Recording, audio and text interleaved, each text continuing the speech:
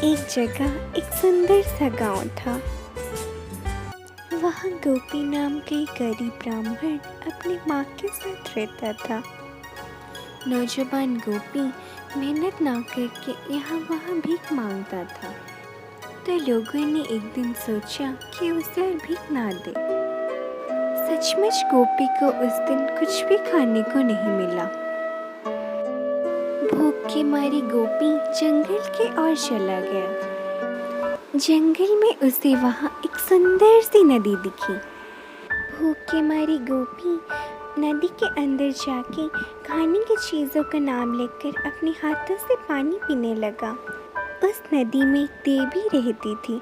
उनको गोपी के ऊपर दया आ गई। उन्होंने गोपी की मदद करने की सोची। तो उन्होंने एक मटके के अंदर गोपी जिन जिन चीज़ों का नाम लेकर पानी पी रहा था वह सब अंदर रखकर उसके ओर भेज दिया। गोपी एक मटका उसके ओर आता देखकर बड़ा ही आश्चर्य हुआ। गोपी ने जब मटका खोल के देखा तो उसके अंदर बहुत सी खाने की चीज़ें थीं। गोपी खाने की चीज़ों को देखकर लालायित हो गया और पत्ते में एक एक खाना निकालकर भरपेट भोजन करने लगा। फिर भी मटके में बहुत सी भोजन बचे थे तो वो उनको लेकर अपने घर चला गया। वो रास्ते भर सोचता रहा कि मैं ये खाना अपनी माँ को दिखाऊंगा तो वो बहुत खुश हो जाएगी। इसी तरह वो घर आके उस मटके को घर में रख के एक कोने में जाके सो गया। दिन भर ढूंढने के बाद खाना ना पाकर उसकी माँ घर को आई। घर में एक मटका को देखकर वो सोचने लगी कि ये मटका कहाँ से आया। तो वो अपने बेटे से पूछने के लिए दूसरे कमरे में गई। तब वहाँ उसने देखा कि गोपी बड़ी ही मजे से सो रहा था। माँ को बड़ी तेज भूख लग रही थी, इसलिए वो उस मटके को खोल के देखती है तो वो बहुत सी खाने की चीज़ों को पाती है। वो भी अपने बेटे की तरह एक एक खाना पत्ते में निकाल के खाना खा लेती है। भरपेट भोजन करने के बाद गोपी की माँ गांव घूमने चली जाती है।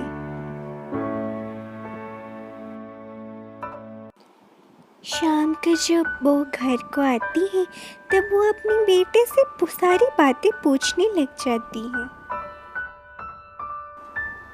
गोपी उसकी माँ को सारी बातें बताता है और उसकी माँ उस नदी में फिर से कल को जाने के लिए बताती है। अपनी माँ की बात मानकर गोपी फिर से उस दूसरे दिन उस नदी की ओर चला जाता है।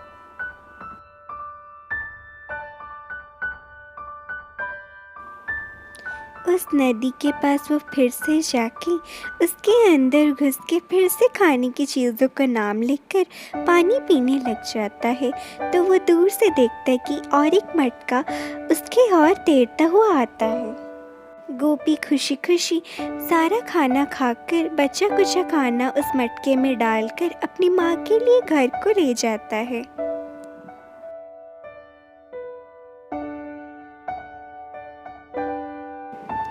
गोपी इस तरह हर रोज़ नदी के पास जाता था और एक मटका लाता था।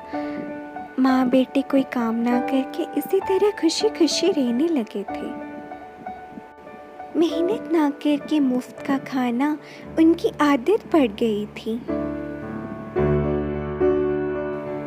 इसी तरह एक दिन की बात है।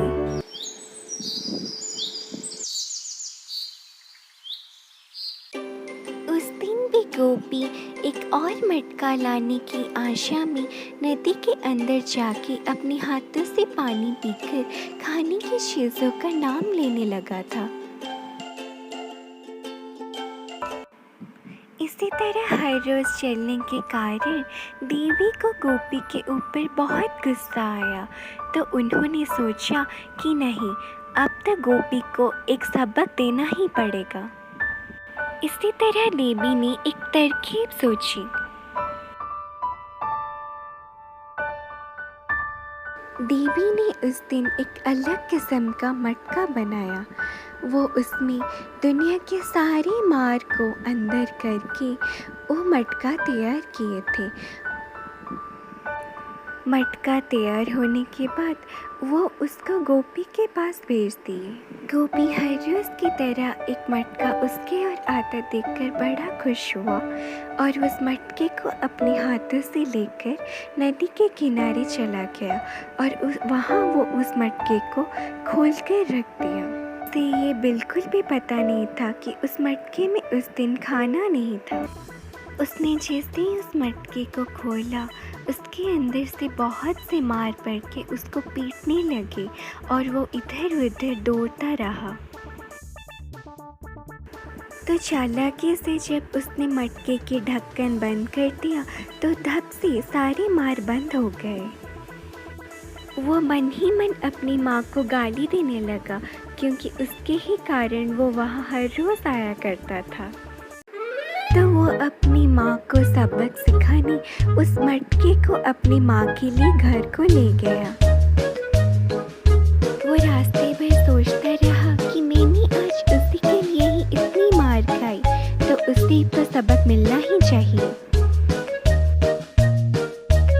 हर रोज़ की तरह वो अपने घर को पहुंचकर उस मटके को जिस जगह रखता था वहाँ रखकर वो एक कोने में सोने के लिए चला गया।